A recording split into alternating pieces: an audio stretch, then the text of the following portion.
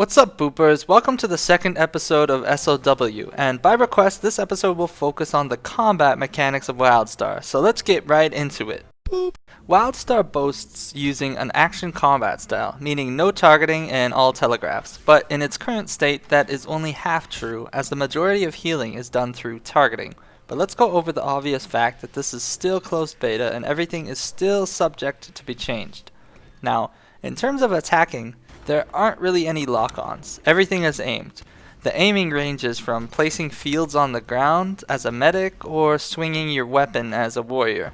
All of your attacks will display a telegraph to let you know what your range is on each attack, and a lot of these attacks have very unique telegraphs. Some attacks even place the telegraphs on your opponents. Now, these flashing telegraphs can get annoying, but you have the options of turning off enemies or friendly telegraphs or just show their heals. You can customize it a lot. And as I said, some heals are targeted, but not all of them. So it's a good idea to get a feel for which healers need you to stay still or be close to them, etc., in order to benefit from their heals.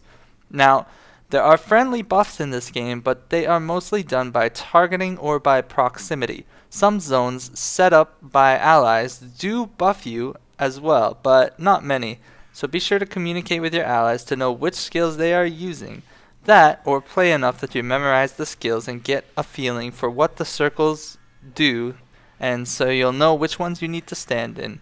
For example, the Esper healing spell places a lantern on the ground that increases outgoing healing only, so you only need to stand in it if you are healing, not as the person being healed. Now, in terms of CC, currently the game uses a breakout system where if you get stunned, you can tap a button to break out sooner. But I don't foresee this not being changed in the future because a lot of people have already developed the macros to spam the button for them and instantly get out of CCs. Now, there are roots and slows that cannot be broken out of, and you can also be knocked down. But to break out of a knockdown, you use a dodge roll mechanic, which is by default a double tap of the directional keys. You can dodge roll twice before it goes on cooldown, and it takes about 8 or 10 seconds to recharge the roll before you can dodge roll again. And it's important to note that the dodge roll does not provide you with an invincibility frame. You can still take damage while you are rolling. And aside from dodge rolls, we've also got sprinting, which is done with shift and consumes endurance, but getting hit while sprinting will result in you being dazed.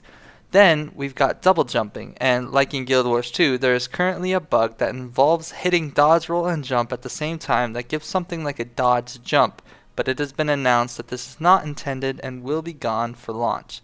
So all in all, lots of telegraphs and movement with no player collision, so the combat isn't quite like Terra's, where you get rooted during some animations, most heals are telegraphs, and players have a bit of collision.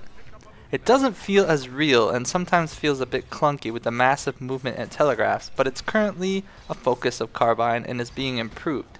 In the most recent patches, they've lowered mobility of players and added more slows. Though they need some work, I have no doubt that by release of the game we can expect the combat to be very polished. P.S. Some of the monsters in this game have really cool telegraphs and they're really fun to try and dodge, so it keeps you on your toes in terms of PvE. That's it for the current state of combat. Next we'll look into paths or classes, and of course if any other major changes are made to the combat, I'll do my best to cover it and keep you guys all up to date. Boopin' out. Boop.